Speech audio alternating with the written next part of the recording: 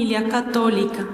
Sin embargo, rápidamente en su adolescencia, cuando lo envían a vivir a Bogotá, la capital de Colombia, pues pierde su fe, porque se deja envolver en todo el movimiento del hipismo, astrologías, numerologías, todas las corrientes filosóficas de Oriente, el paganismo, y ahí pierde su fe católica y deja de creer que Jesús es Dios, con tan solo 14 años.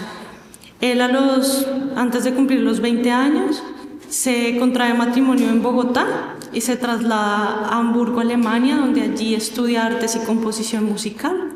Allí nacen sus 2 hijos y vivió 33 años alejado completamente de Dios en una vida de pecado. Él lo cuenta muy bien en su testimonio y también con mucho detalle en el libro De la oscuridad a la luz. Pero bueno, se podrán imaginar pues, que era una vida totalmente alejada de Dios, centrada en el dinero, en la fama y en el placer. A la edad de 47 años, en 1997, él va a Colombia nuevamente, no iba casi nunca, y allí pues fue por una Navidad. Era una Navidad muy triste en su familia porque habían habido 4 muertes, 4 o 5, 5 muertes muy seguidas en su familia. Su esposa muere de cáncer, un hermano suyo tiene un accidente en el mar y muere, desaparece, su madre, un hermano se suicida en Bogotá y también muere su padre. Entonces él fue a acompañar a su familia en esa Navidad. La guerrilla ya estaba persiguiendo a su familia y en esa Navidad lo secuestran en Colombia. Este secuestro es providencial porque se da después de una novena de Navidad al Niño Jesús, por eso el Niño Jesús está aquí con nosotros. Esta es la imagen del Niño Jesús de Praga, que es patrón de la misión que él fundó, pero bueno, el Niño Jesús es el mismo Niño Jesús siempre. Y en Colombia somos muy devotos del Niño Jesús, de la novena de Navidad. Comienza el 16 de diciembre, termina el 24 y él el 25 decide pasar la noche en una plantación de café de uno de sus familiares y allí es secuestrado esa noche, encapuchado, amarrado. Él fue llevado hacia la selva del Chocó y allí pues pasa los primeros 15 días encerrado en una cueva sin comer, totalmente en la oscuridad, rodeado de toda clase de insectos, de murciélagos, pues una experiencia muy difícil esos primeros 15 días. En el día 15 vienen los guerrilleros, lo sacan de la cueva y le exponen que él todas las condiciones del secuestro y lo sentencian a muerte. Esa noche él tiene una experiencia de Dios que cambia radicalmente su vida para siempre. Él tiene allí una experiencia de iluminación de la conciencia, ve toda su vida y una experiencia también del infierno, el purgatorio, y contempla la gloria de Dios desde un lago. Él explica muy bien toda esta experiencia, lo que el Señor le enseña sobre la iglesia, sobre los mandamientos, sobre la Eucaristía, sobre la confesión. Y en sus charlas él también, como lo verán hoy, pues sigue profundizando a partir de esa experiencia de conversión, pues todo lo que el Señor dejó infuso en su corazón. Él continúa 5 meses y medio más secuestrado después de la experiencia con Dios y él no sabe si va a salir con vida del secuestro. Sin embargo, cuando se cumplen 6 meses exactamente, es liberado por la acción del Señor, milagrosamente. Lo dejan en una carretera una noche. Él se reúne con su familia, obviamente tiene mucha historia cuando sale el secuestro, pero básicamente se reúne con su familia y su mayor afán era confesarse. Fue a un monasterio franciscano, allí se confiesa la primera vez. Ese padre franciscano soy su director espiritual desde hace 25 años y también de toda la comunidad de peregrinos del amor de Bogotá, de Colombia. A mí me casó él, y es un sacerdote especial y él nos cuenta que esa primera confesión duró 6 horas, como 6 o 7 horas. Entonces allí comienza realmente la nueva vida que el Señor le estaba dando a Marino, pero él no sabía que él tenía una misión. Simplemente Dios me dio otra oportunidad, fin de la historia, yo tengo que cambiar mi vida. Él regresó a los Estados Unidos, donde vivía, en California, en Los Ángeles, y allí comienza su aprendizaje de cero sobre la iglesia, como nos pasa a muchos de nosotros, ¿verdad? Que nos renovamos en la fe y nos toca aprender todo de cero como si fuéramos niños porque no nos acordamos de nada. Así le pasó a él. Empezó a reconocer que todo lo que el Señor le había mostrado en su experiencia, pues eran los tesoros de la iglesia y que era verdad. Y así estuvo 2 años en silencio, nunca le contó a nadie su experiencia de Dios. Era un secreto entre Dios y él tenía que cambiar de vida y nada más. Y él estaba en ese proceso de su cambio de vida. Es raro que él esté aquí y yo lo esté contando, porque está aquí nomás y lo podría contar él, pero para que siga con la siguiente charla. Y resulta que 2 años después del secuestro, él siente ese impulso de volver a Colombia, va en la Semana Santa y en una iglesia de Bogotá, en la iglesia de Nuestra Señora de Lourdes, tiene una experiencia de nuevo con el Señor desde un crucifijo que colgaba del centro del altar. Y allí el Señor le revela la misión, le hace saber que él ha nacido para esta misión, que él debía compartir esa experiencia de Dios con las personas en la iglesia. Él no tenía ni idea que en la iglesia se daban testimonios, ni charlas, ni retiros, pero sin embargo, aunque no entendía nada, busca al sacerdote franciscano con el que se confiesa la primera vez y él lo empieza a guiar.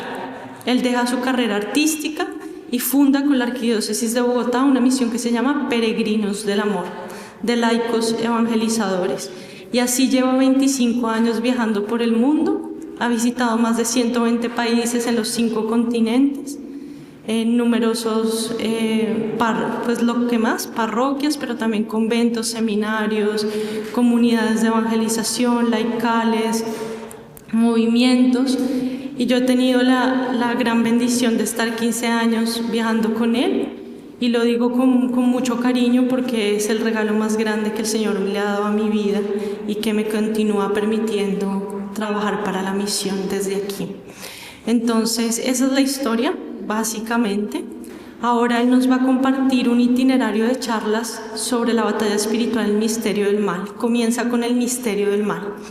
Marino no prepara sus charlas, él se abre al Espíritu Santo, abre la palabra y empieza la reflexión.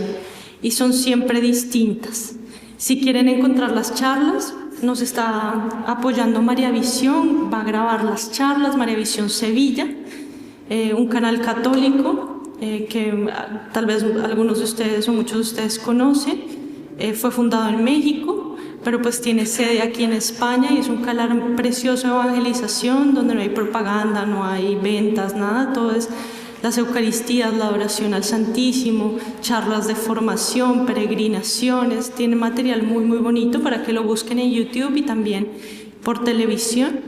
Y también nosotros como Peregrinos del Amor pues subiremos también las charlas como siempre a nuestro canal de YouTube completamente gratuitas.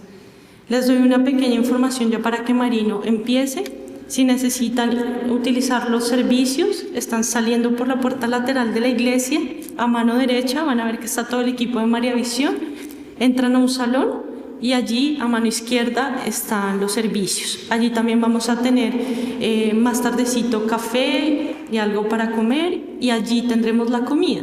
Entonces, para que sepan, pueden salir con toda confianza y también sentarse afuera, lo que deseen hacer. Si tienen alguna pregunta, Juan y yo estamos aquí para servirles y estaremos atentos. Entonces ya le damos la bienvenida a Marino.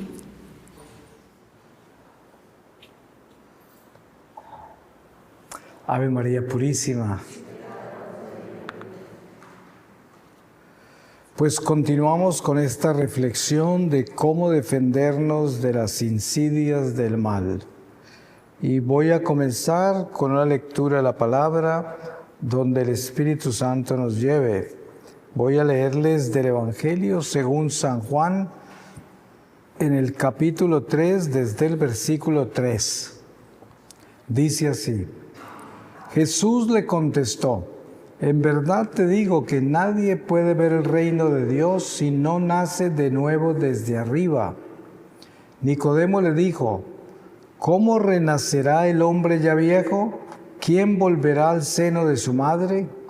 Jesús le contestó, en verdad te digo, el que no renace del agua y del Espíritu no puede entrar en el reino de Dios.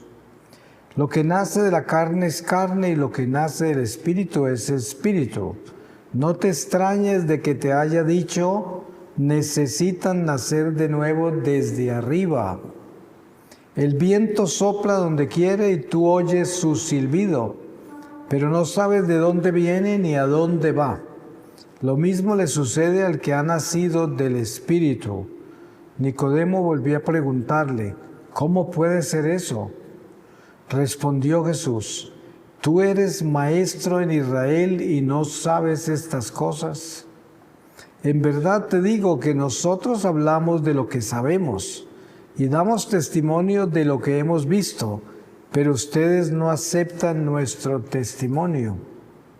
Si ustedes no creen cuando les hablo de cosas de la tierra, ¿cómo van a creer si les hablo de cosas del cielo? Sin embargo, nadie ha subido al cielo sino solo el que ha bajado, el Hijo del Hombre.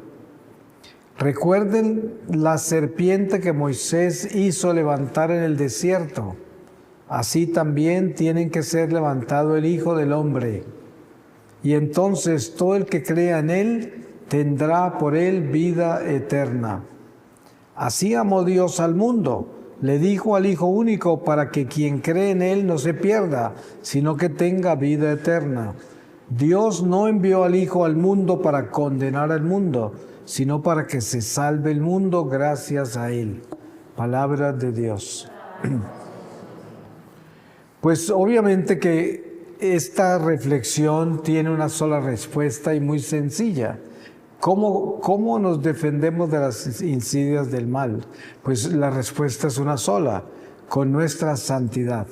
Pero lo que sucede es que para que nosotros podamos concebir lo que es la santidad, tenemos que entender muchas cosas, porque no es simplemente decir, yo sé, tengo que ser santo para defenderme, pero usted sabe cómo es ser santo, qué tiene que hacer, porque nosotros somos seres demasiado construidos en muchas dimensiones y en muchas cosas que ni siquiera nosotros mismos entendemos.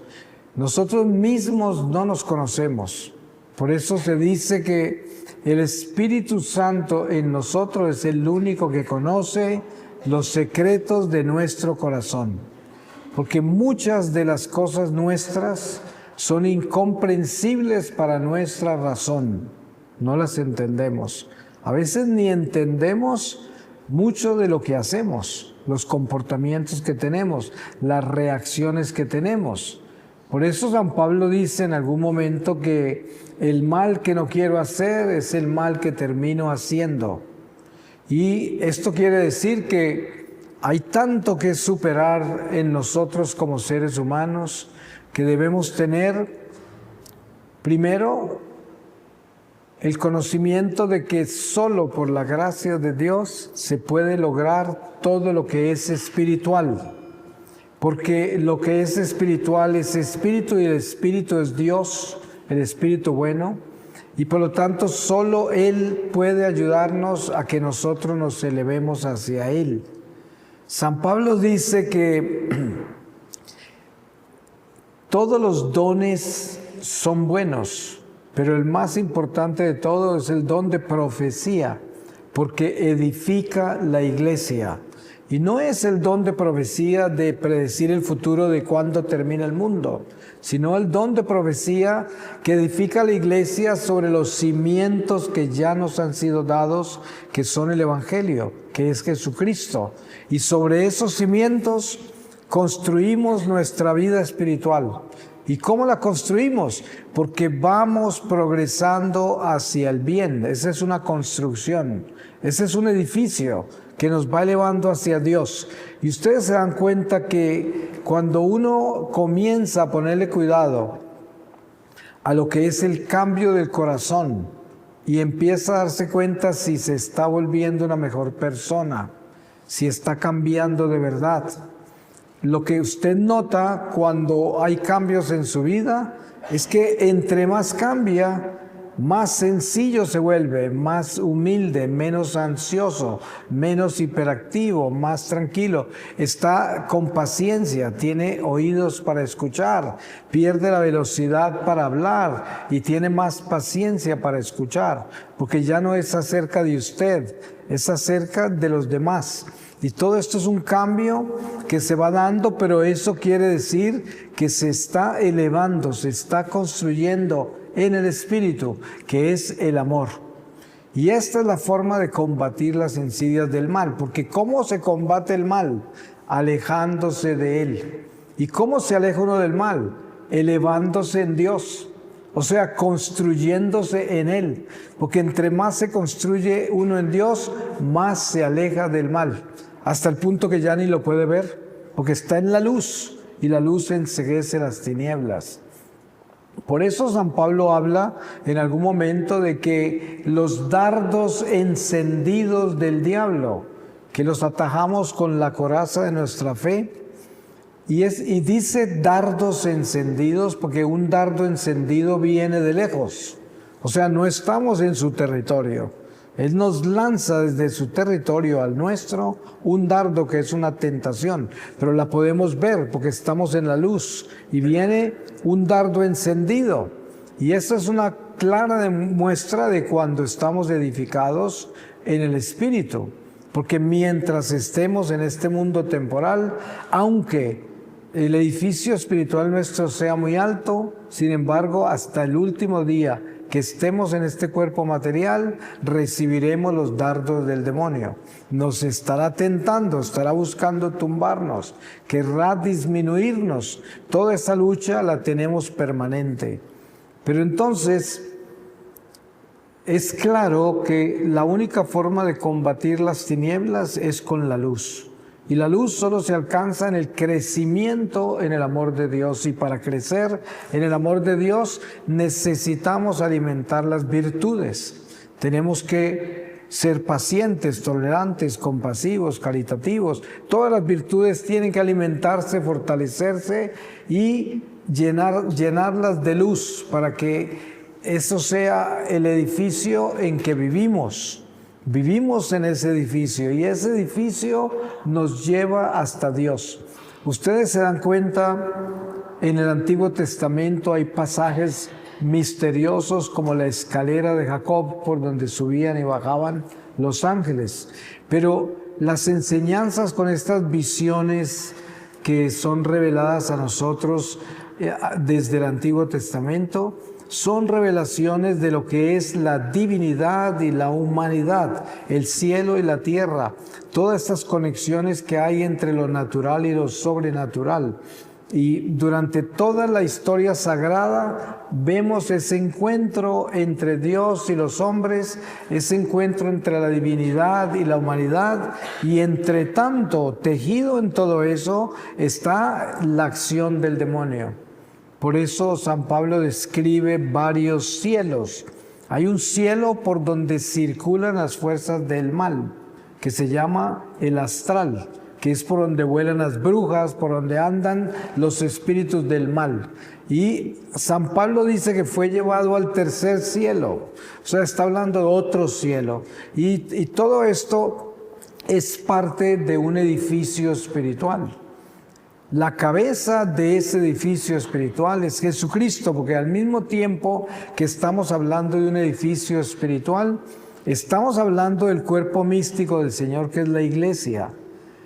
Elevarnos en el Espíritu es convertirnos en una verdadera piedra viva del templo de Dios, que es una piedra saludable por medio de la cual fluye el amor de Dios. No somos un coágulo, somos una célula fluida, saludable, no cancerosa. Porque el amor en que nos construimos hace que seamos ese palpitar del Sagrado Corazón de Jesús y el Inmaculado Corazón de María, que bombea toda esta sangre mística al cuerpo y que nos da a nosotros vida en Dios, que nos edifica en el amor y nos da fortaleza y esperanza. y nos llena de sabiduría y nos fortalece como seres humanos que pertenecen a Dios y no estamos desamparados, no vivimos una orfandad.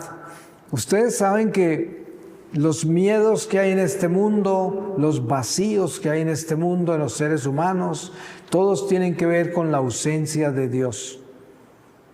Las angustias existenciales de la gente. Tanta gente anda de terapia en terapia, de tratamiento en tratamiento, y todo lo que tienen es ausencia de Dios, realmente. Porque cuando tenemos a Dios, nada nos falta. Por eso Santa Teresa dice, nada te turbe, nada te espante. Sí. Quien a Dios tiene, nada le falta. Solo Dios basta. Y esto es muy importante tenerlo claro porque es que si se tiene a Dios, nada nos falta, nada. Y no hay ningún vacío. ¿Cómo puede haber un vacío si estamos llenos de Dios? Y entonces, ¿cómo se combate al mal? Llenándonos del bien, porque el mal no puede con el bien. Entonces, ¿cómo hacemos para combatirlo? Llenándonos de él, del bien. Esa es la única salida. Porque uno puede decir, ay, rezando muchos rosarios, yendo mucho a misa, confesándose mucho, dando limosna, siendo buena persona. Claro, pues esos son todos métodos que nosotros conocemos que contribuyen a construir una buena persona. Pero es que todo eso se simplifica en una sola cosa: buscando el bien en todo. Eso es lo que es, buscando la santidad. Y no es difícil. Lo que pasa es que se necesita ser valiente, porque ustedes saben, es muy fácil ser cobarde. El cobarde es un perezoso que no hace esfuerzo para nada, porque solo quiere lo que le conviene. Entonces no hace esfuerzo, huye al sufrimiento, huye al sacrificio, huye a la mortificación, huye a la penitencia, huye a todo lo que es sacrificio, a todo lo que es trabajo, esfuerzo, a todo eso le huye. Desen cuenta ustedes en todos estos sistemas e ideologías del momento, ¿qué es lo que hacen todos estos ideólogos? Crear parásitos, gente que sostiene para que no trabaje y les cubren su pereza y ellos felices convertidos en parásitos, que es una sociedad que no quiere sufrir, no quiere el dolor, no quiere trabajar. Todo lo quieren gratis y esa es la tendencia de uno de los demonios, de los pecados capitales más terribles de esta civilización, el demonio de la pereza. Miren que ese demonio se consume al ser humano en una forma extraordinaria. ¿De dónde sale la búsqueda incansable de la comodidad? ¿De dónde sale? Viene del espíritu de la pereza. De eso es. La pereza busca estar cómoda siempre. Y con esto no queremos demonizar la comodidad, porque la comodidad es algo bueno, solo que tenemos que ser coherentes con ella. No podemos estar acostados en la comodidad sin hacer nada más que buscarla. Tenemos que utilizar la comodidad cuando es conveniente, cuando es propio. Es parte de lo que Dios nos da. Pero tenemos que cuidarnos de que eso no se convierta en una almohada de la pereza, porque eso es lo que pasa cuando los espíritus del mal toman control de nuestra vida. Se acomodan y nos hacen justificar ese pecado, como la gula, por ejemplo. Hay gente que se acompaña y llena todos sus vacíos y ansiedades con la gula y la tiene en cierta forma justificada, porque esa gula lo apoya y lo equilibra en alguna forma que realmente lo que es un desequilibrio, pero que le equilibra emocionalmente. Entonces, ¿cómo se vence las fuerzas del mal? ¿Cómo trabajamos contra ellas? Ya vemos con claridad que hay una sola vía, y es que entre más me elevo en la luz, menos oscuridad.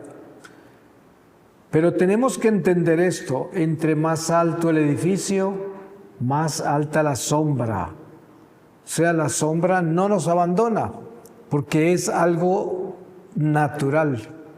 Como estamos todavía en el mundo material, yo me puedo elevar en el mundo espiritual a la altura que yo pueda, pero tengo que darme cuenta que como el espíritu del mal también está en el mundo espiritual, entonces es sombra, es tiniebla.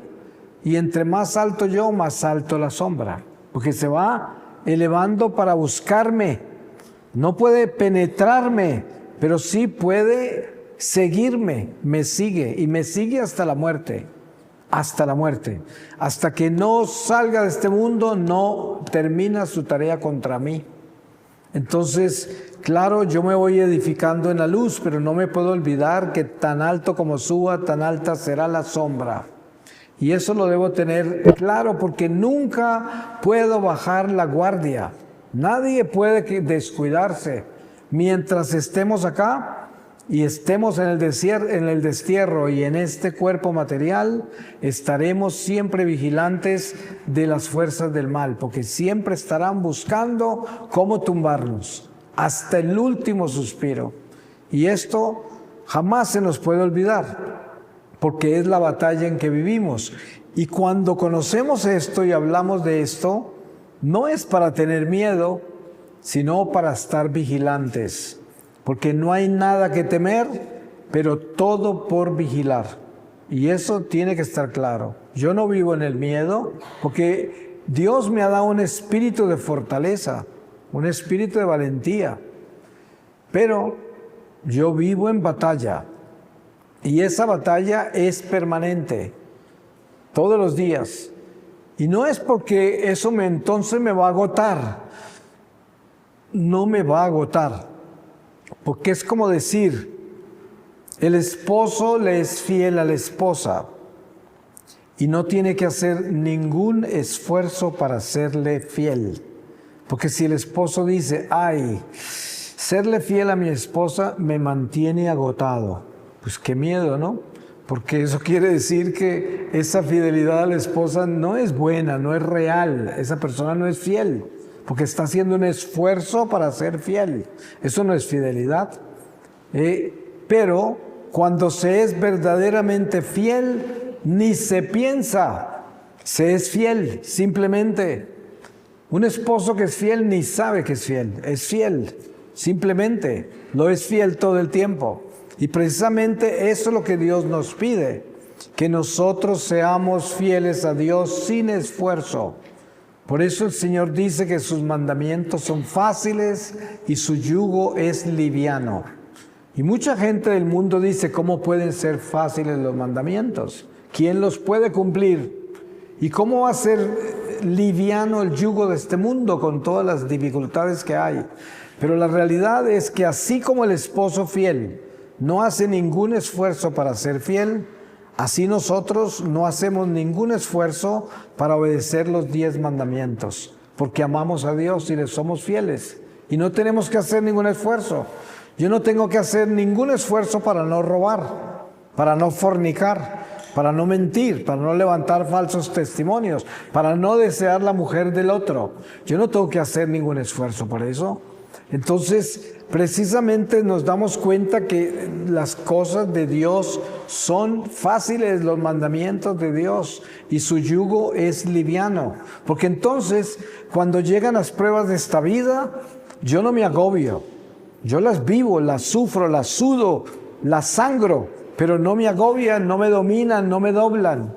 Me mantienen vivo, firme, en medio de la lucha, en medio de las dificultades, en medio de las pruebas.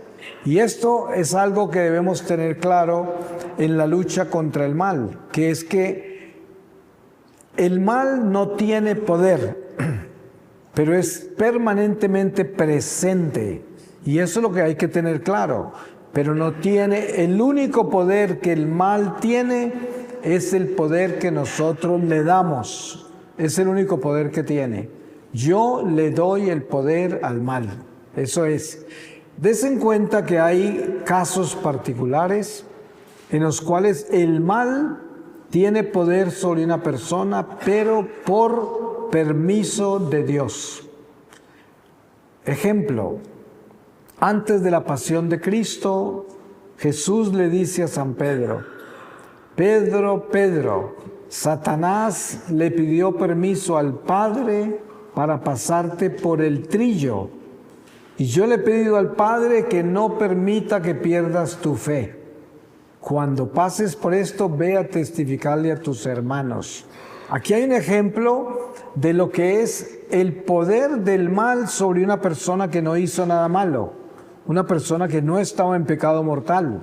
Sin embargo, Dios permitió que Satanás pasara a San Pedro por el trillo, que fueron las 3 veces que lo negó, porque Dios sabía que con esa prueba Él lo ponía en el horno para prepararlo para la misión que Él le confió, que era edificar la iglesia sobre esa roca, la de Pedro. Y también Job. Ustedes que han leído el libro de Job saben que Job era un hombre bueno, él no estaba en pecado. Y el diablo lo denunció y el Señor le permitió que el diablo fuera y probara a Job hasta los huesos. Y estos son casos en los cuales actúa Dios permitiendo el mal contra una persona, pero porque es parte de moldearlo, de educarlo, de enseñarle, ¿no? Entonces es un ejemplo de lo que es vivir situaciones adversas en esta vida, pero no porque uno haya hecho nada malo, sino porque está siendo probado, moldeado, educado por Dios. Y esto es muy doloroso, porque no todas las veces las pruebas que vivimos en esta vida son causa de nuestro pecado. La gran mayoría son, pero muchas no son. Y por eso habría que tener un buen discernimiento sobre esas cosas, porque a cada uno de nosotros nos suceden muchas cosas en la vida que no conocemos exactamente el origen de ellas o la razón, pero cuando somos sinceros con nosotros mismos, podemos descubrir la razón por la cual vivimos lo que vivimos y qué es lo que Dios busca en nosotros permitiendo estas pruebas. Y esas pruebas, ¿hasta dónde nos llevan al sufrimiento? Porque todas las pruebas infligen un flagelo, traen un flagelo, toda prueba, una humillación, un desprecio, traen cosas muy dolorosas. Un divorcio, un fracaso económico, una enfermedad, cualquier tipo de situación adversa en la vida trae mucho flagelo al alma, al corazón, a los instintos, a los sentidos, a la razón. Todo se afecta, todo. Pero Dios utiliza todo para nuestro bien, porque Dios es bueno y es misericordioso. Y sin importar las pruebas que vivimos en este mundo, esas pruebas son para nuestra salvación. Muchas personas no entienden el lenguaje de Dios, como por ejemplo, Herodes mata todos esos niños buscando al Mesías. Y una mente racional, meramente racional, dice, pero ¿cómo puede Dios permitir la muerte de todos esos niños inocentes? ¿Por qué no eliminó a Herodes? Si Dios tenía el poder para eliminar a Herodes. Y aquí es donde viene la prueba más difícil nuestra en relación con la razón humana y la voluntad divina. La voluntad divina jamás va en el camino de nuestra razón. Porque como dice San Pedro, para enseñarnos y darnos ideas de cómo debemos manejar las cosas de Dios, dice, para Dios un día son como 1000 años como un día.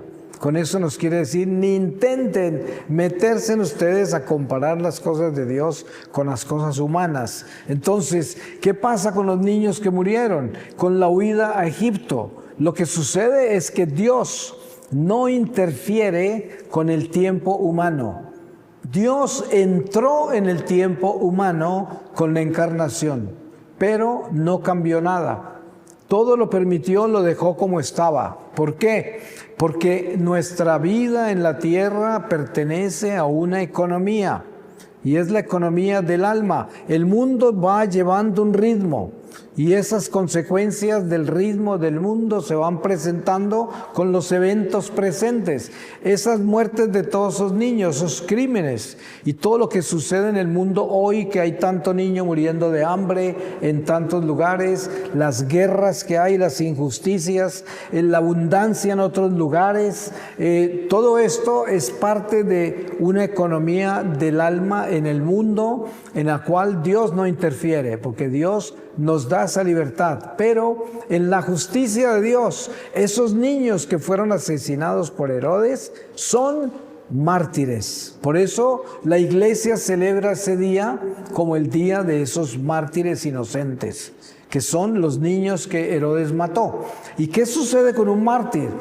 Pues ese niño fue asesinado, pero ¿qué pasó con él? Se fue derecho al cielo, por eso es un mártir de la iglesia.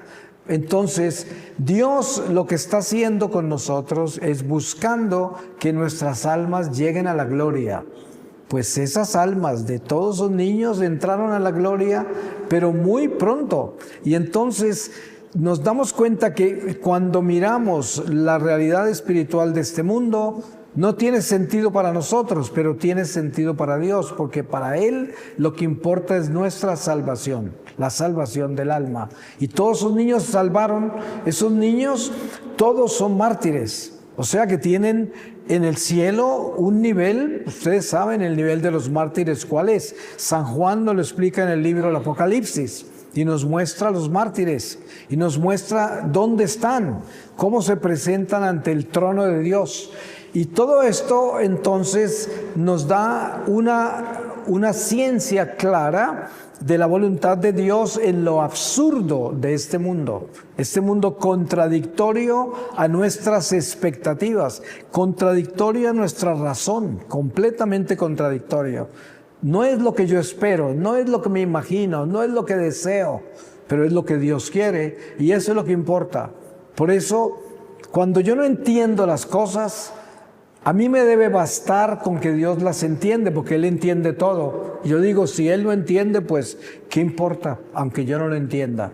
Es como cuando leemos las Escrituras, ¿acaso las entendemos todas? La gran mayoría no la entendemos. Sin embargo, es palabra de Dios y así la llamamos. La leemos, palabra de Dios, y muchas veces ni la entendimos. Pero ¿qué sucede? Que el amor nos lleva a aceptar esa palabra como verdad y como palabra de Dios, y eso basta. Y así es el niño que todavía no tiene uso de razón y va de la mano del padre. Y el padre le va contando historias que el niño no entiende todavía. Sin embargo, el niño no quiere que el padre deje de hablarle y no quiere que lo suelte de la mano, pero no le entiende nada. Eso somos nosotros prendidos de las Escrituras. Muchas veces no entendemos nada de lo que nos dice el Señor. Sin embargo, seguimos leyéndolo. Y cada vez que escuchamos su palabra, parece que fuera nueva. Porque es eterna, porque no pasa, porque es permanente. Y así es como mantenemos esta coherencia, esta salud espiritual. Y con esa salud espiritual y esa coherencia combatimos al mal. Porque el mal odia que nosotros tengamos claridad. Odia, porque lo que el mal quiere es que no tengamos claridad, que estemos oscuros, que estemos confundidos, que no tengamos sabiduría, que tengamos solo inteligencia. Y por eso los hombres del mundo son muy inteligentes. Ustedes se dan cuenta, miren, ustedes les doy un ejemplo de los cultos que hay en este mundo como testigos de Jehová, cienciólogos, mormones y otros cultos. ¿Qué sucede con ellos? Si ustedes observan los testigos de Jehová, ellos tienen revistas como Atalaya, que si ustedes leen un poco de eso se dan cuenta que es pura ciencia. Y eso seduce la inteligencia humana. Cuando la persona no es cuidadosa y se pone a leer esas cosas, ese espíritu, un ángel caído de ciencia le conquista su mente. Ustedes se darán cuenta que los testigos de Jehová parecen como zombies. Van y le hablan a usted y de repente usted los interrumpe y se detienen, no hablan. Pero cuando usted para de hablar, ellos siguen donde iban. Ellos no lo estaban escuchando a usted. solamente se detienen, porque tienen ya programada su mente. El Padre Amor decía que le costaba más desprogramar un testigo de Jehová que liberar un sacerdote satánico que se había arrepentido. Era más fácil liberar al sacerdote que a un testigo de Jehová, porque tiene que metérsele en su mente, desprogramarlo y quitarle todo lo que el espíritu caído de ciencia le dejó. Entonces, los espíritus caídos de ciencia llenan al hombre de una sabiduría que no es común ni es humana, y por eso es tan seductora. ¿Por qué creen ustedes que esos cienciólogos, por ejemplo, tienen gente tan talentosa como actores famosos que los tienen conquistados? ¿Por qué? Porque les sedujeron su mente, su inteligencia. Y como no tenían a Dios, se la llenaron de esa sabiduría. Y esa sabiduría es la que los gobierna. Y por eso ahí nos damos cuenta cómo el espíritu del mal conquista las almas y las vuelve inteligentes, muy capaces, muy sabias en la inteligencia humana, rapidísimas. Y por eso hay tanta conquista con estas ideologías del mundo. Uno se da cuenta esa cantidad de gente que sigue estas ideologías perversas del comunismo, de tantos ismos que hay en este mundo. Y uno se pregunta, ¿cómo hacen para seguir esa gente? Si están sembrando terror, violencia, están sembrando inmoralidad, promiscuidad, depravación, siembran todo eso y la gente ni se da cuenta que está siguiendo semejantes desastres y caos, pero lo siguen con convicción y van totalmente seducidos, atados a eso, pero es espíritu, es el espíritu del mal, que es muy astuto, muy rápido, muy capaz de tomarse la mente del ser humano, y el ser humano no se da cuenta que se lo tomó, porque se le entró por la inteligencia. Entonces, ¿cómo combatir las fuerzas del mal en nuestra vida? Tenemos que combatirla con la sencillez más grande, con la humildad, con la pequeñez, con la obediencia a Dios. Sí, cuando uno se hace obediente a Dios, se vuelve pequeño, muy pequeño. La gente obediente es casi invisible, es insignificante, porque pierde toda esa furia del amor propio, del orgullo, de la pretensión y se vuelve pequeña. Y entonces ahí no entra el mal, porque el mal entra en lo engrandecido, entra en el orgullo, entra en lo que está soplado. Por eso decimos, nosotros tenemos que convertirnos en panes ácimos, insípidos. El altar del Señor solo celebra con panes ácimos. Y eso somos llamados nosotros. Nosotros somos llamados a sacar toda la levadura de adentro de nosotros, todos los condimentos, y somos llamados a convertirnos en un pan insípido. Ustedes saben que cuando uno entra en una conversión real y empieza a comprometerse con Dios, ya mucha gente no lo quiere a uno y lo alejan y ya no lo invitan y ya no lo buscan. ¿Por qué? Porque ya es un pan insípido, insignificante, nadie se lo quiere comer. Ya usted no es pan de ningún banquete, a usted no lo buscan, usted no sabe a nada. Entonces, ese es el momento triunfal del Espíritu Santo en su vida, cuando usted no tiene sabor ya, cuando usted es insípido. Eso quiere decir que se volvió pan ácimo.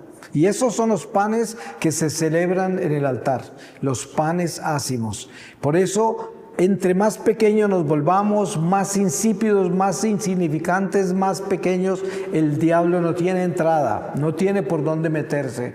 Él se mete siempre por nuestra grandeza, por la humanidad inflada, la humanidad que se cree, que es egocéntrica, que está pensando que es, que sabe, que conoce. Ahí entra el diablo.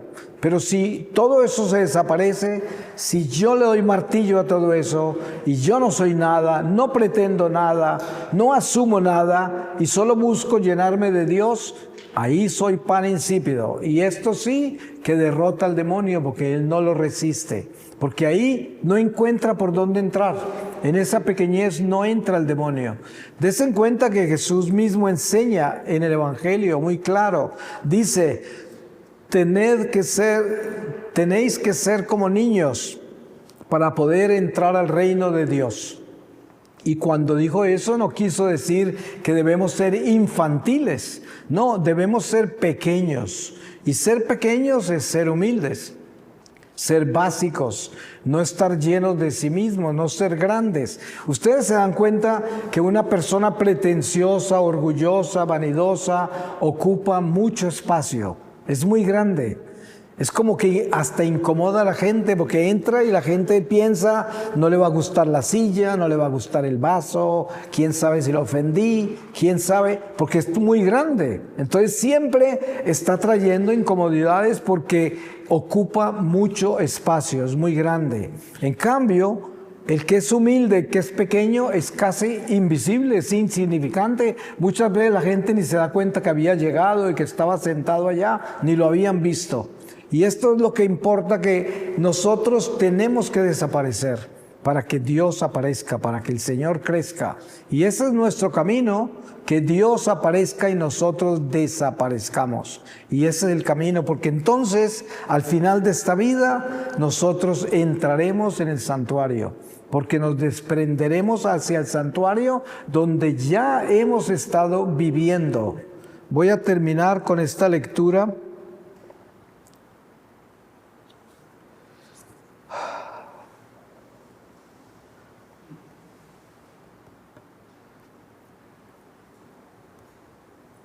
De los Hechos de los Apóstoles, capítulo 13, desde el versículo 2. Un día, mientras celebraban el culto del Señor y ayunaban, el Espíritu Santo les dijo: sepárenme a Bernabé y a Saulo y envíenlos a realizar la misión para los que los he llamado. Ayunaron e hicieron oraciones, les impusieron las manos y los enviaron. Enviados por el Espíritu Santo, Bernabé y Saulo bajaron al puerto de Seleucía y de allí navegaron hasta Chipre. Llegados a Salamina, comenzaron a anunciar la palabra de Dios en las sinagogas de los judíos. Juan les hacía de asistente. Atravesando toda la isla hasta Pafos, encontraron a un mago judío, un falso profeta llamado Bar Jesús, que estaba con el gobernador Sergio Paulo, el cual era un hombre muy abierto. Este hizo llamar a Bernabé y Saulo, pues deseaba escuchar la palabra de Dios. Pero el otro ponía trabas. Elimas, este será su nombre, que significa el mago, intentaba apartar al gobernador de la fe. Entonces Saulo, que no es otro que Pablo, lleno del Espíritu Santo, fijó en él sus ojos y le dijo: tú, hijo del diablo, enemigo de todo bien, eres un sinvergüenza y no haces más que engañar. ¿Cuándo terminarás de torcer los rectos caminos del Señor?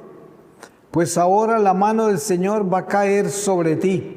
Quedarás ciego y no verás la luz del sol por cierto tiempo. Al instante quedó envuelto en oscuridad y tinieblas y daba vueltas buscando a alguien que lo llevase de la mano. Al ver lo acontecido, el gobernador abrazó la fe, pues quedó muy impresionado por la doctrina del Señor. Palabra de Dios. Pues le damos gracias a Dios y lo bendecimos por este día de reflexiones y le pedimos que nos dé la gracia de tener esa capacidad de defendernos del maligno, simplemente elevándonos cada vez más hacia la luz, edificándonos cada vez más en el amor de Dios. Amén.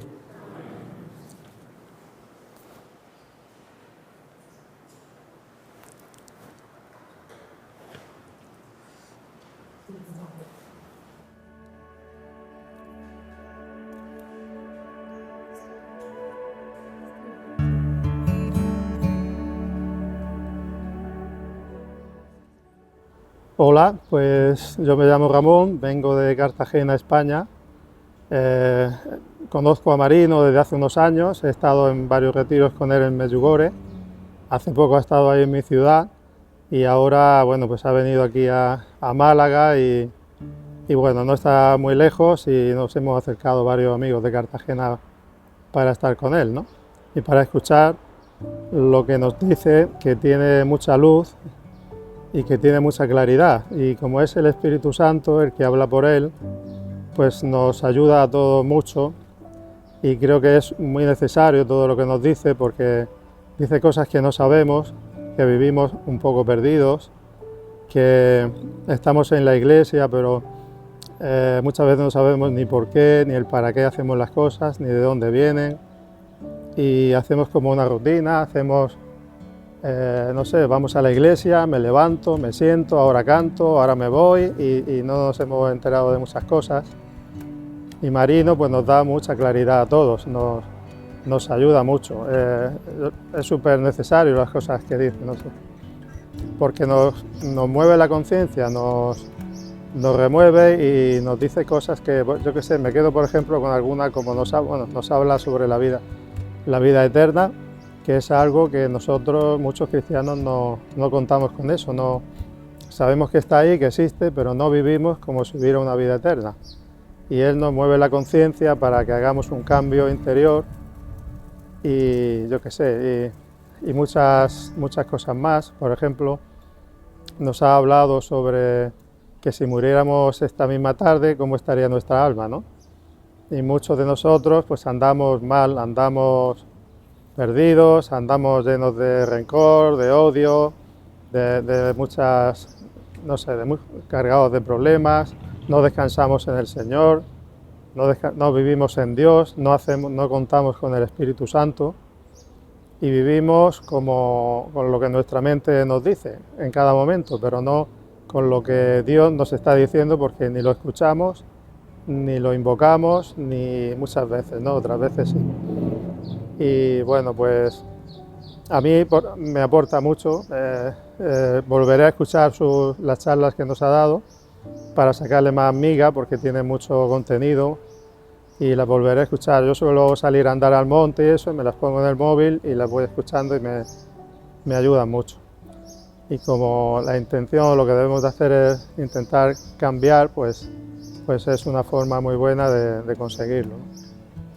Y nada, pues estoy súper contento de estar aquí en Málaga, en esta ciudad tan bonita, y con Marino y con toda la gente que hay aquí que es más espiritual y que te llena mucho, me ha gustado mucho.